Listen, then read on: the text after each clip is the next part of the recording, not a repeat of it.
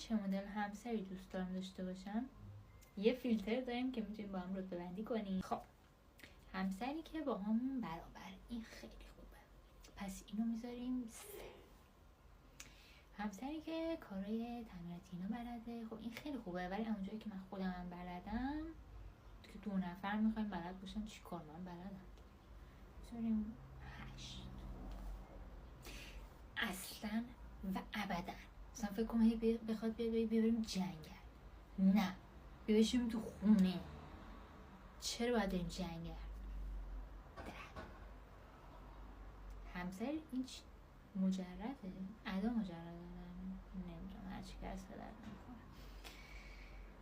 همسری که خیلی کاریه، دوست دارم، کاری خوبه، ولی اندازه 1 دوست ندارم.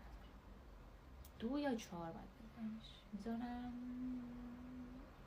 4. شوخ، نه دوست ندارم، خوشم نمیاد. 7.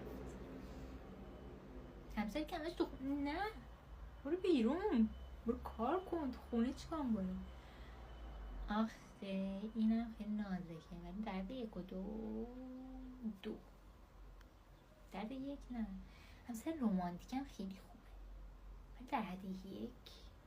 آخه در حد 5 نیست، ولی 1. بیا کار کنم، 5 رو من میذارم این 1 رو ببینیم فیلتر چی سلام میدونه برای من. آخه چه ناز، اوکیه.